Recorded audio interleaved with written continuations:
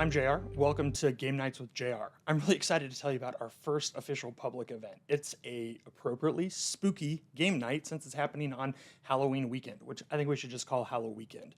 What I wanted to do in this video is show you the games that I have intentionally selected to curate this event for you. It's going to be a lot of fun. I'm really looking forward to it. If you can make it to Nick's Sports Grill in Rowlett, Texas, on Friday, November 1st, we're going to be there from 7 to 11 p.m.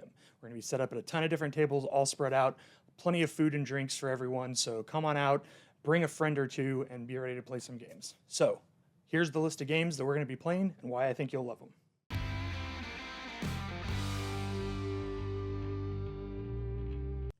First up is Cover Your Kingdom.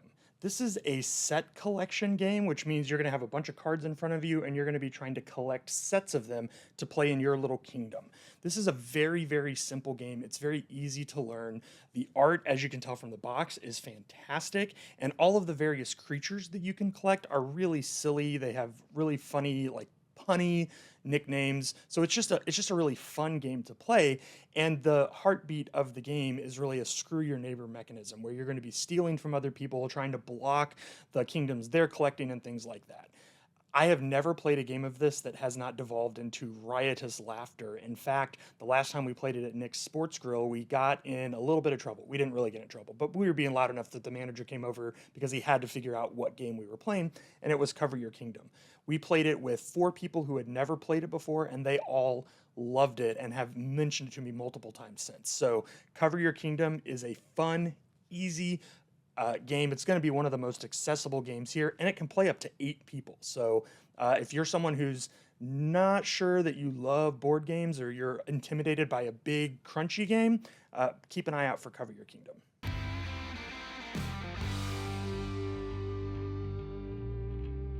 Next up is one of my favorite games. It's called Escape from the Aliens in Outer Space.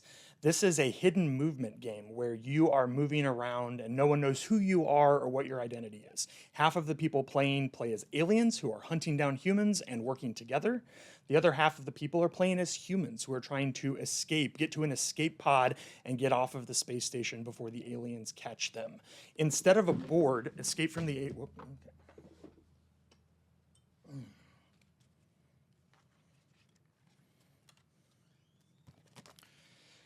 Instead of a board, Escape from the Aliens in Outer Space uses these little dry erase marker boards where you mark your movement and try to keep track of other people's movement between this map of the space station and then the grid up here that shows you turn by turn where you're moving. It also gives you a list of some of the power-ups and stuff that you can get. Escape from the Aliens in Outer Space is pretty simple to learn, and it's really a tense game because nobody knows where anyone else is, and you could at any point in the game be one space away from someone else who's trying to capture you. If you're a human too, you're trying to get to escape pods that are on the different corners of the map, and if you get to escape pod 4 before I do and leave, and I was headed there, I can't get there anymore. So it's a really, really fun game. It's really tense. It's one that results in a lot of shouts of triumph and rage. Again, it'll accommodate up to 8 people, so it's a great game for a larger group. If you're interested in it, we'll have it at game night.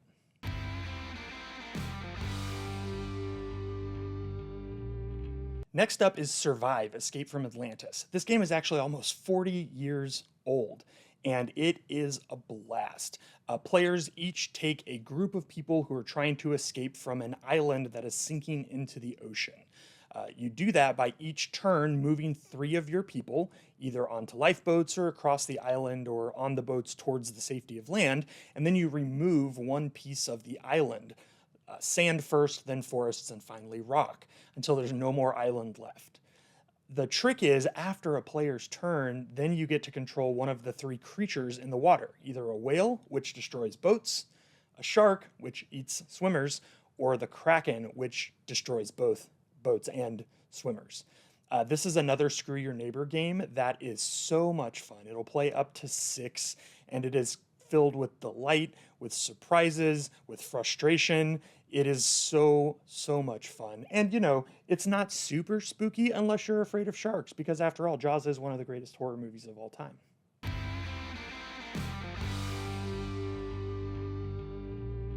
Okay, you've noticed that we've had several cutthroat games in a row, so I thought it'd be fun to throw in a cooperative game.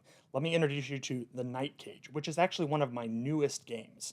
This will play up to 5 people, and as I said, it's cooperative, so you're all working on the same goal. When you play, you're trying to escape from a prison. The story of the game is that all of you woke up, you're trapped in the dark, and all you have is a candle. So you're trying to find keys that you can all use to unlock a gate together. The way the board is set up is very clever to where as soon as you move away from a space, your candle stops illuminating it. And when you go back, the dimensions of the maze have changed. And so you're constantly trying to explore and figure out where you are, where everyone else is, and how you can finish the game, escape from the night cage before time runs out. Probably the coolest aspect of the game is that as you draw tiles and place them, they're in a holder that represents how much light is left in your candle. So every time you draw a tile, your candle gets shorter and shorter and shorter. And if your tiles run out, you're trapped in the dark. And if you don't get out really soon, you probably never will. This is a very spooky themed game, but the cooperative aspect makes it a lot of fun. It's kind of a puzzle that you have to solve together, and yeah, it's really tense in a way that I find really enjoyable. So if you're looking for something that's a little more cooperative but still keeps the spooky vibes, try the Night Cage.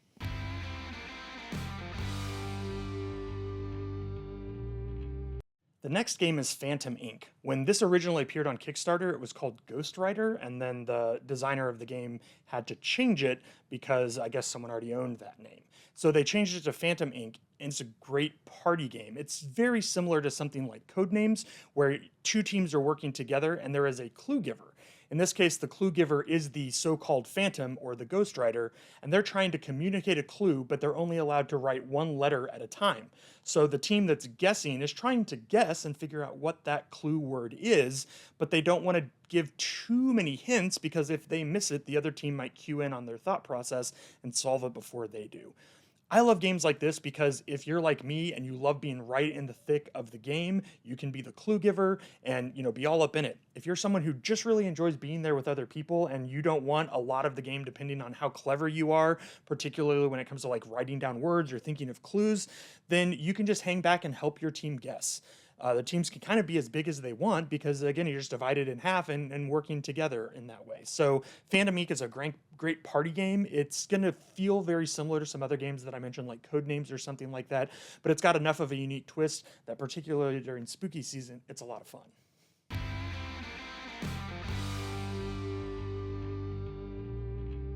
Septima is probably the heaviest game, both literally and figuratively, that I'm bringing to Spooky Game Night on November 1st. It is a game where you play as witches in a small New England town. So you're trying to escape from the witch finders and you're trying to recruit other witches into your coven, as well as work some of the folk magics and create remedies for the various people who are afflicted by ailments in your town.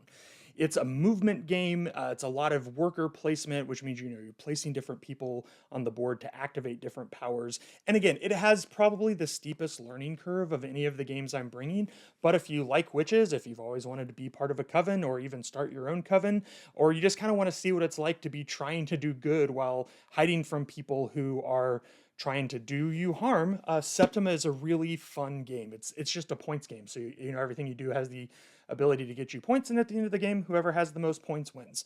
This will accommodate up to 5 different would-be witches, and so if you're into something that's probably going to take a little bit longer and have a little bit of a learning curve, then plan on playing Septima on Spooky Game Night.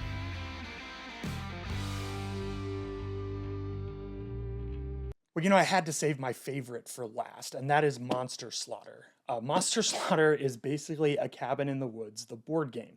You play as a family of monsters, so maybe you're aliens, or mummies, or vampires, werewolves, zombies, clowns, whatever, right? There's a mother and a father and a child of each of the monster families, and you all show up at this cabin, which is actually the box. The box becomes at the cabin, and with the rooms in it and everything. It's a really cool setup. Of course, a bunch of college kids have come to the cabin to party for the weekend, and you're all fighting over the right to kill them. You have exactly 1 night, so each round is an hour of the moon moving across the sky, and you're trying to not only find the campers who are hiding in the various rooms of the cabin, but you're also trying to stop your fellow monsters. So if the vampire family is closing in on the cheerleader and the werewolves happen to slide them a clove of garlic to help fend them off, well, all's fair in love and monsters.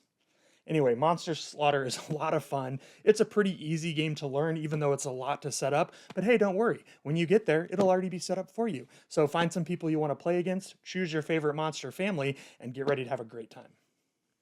Well, there you have it. Those are the board games I'm bringing to Spooky Board Game Night at Nick's Sports Grill in Rowlett on Friday, November 1st, 7 to 11 p.m. I hope you can join us there.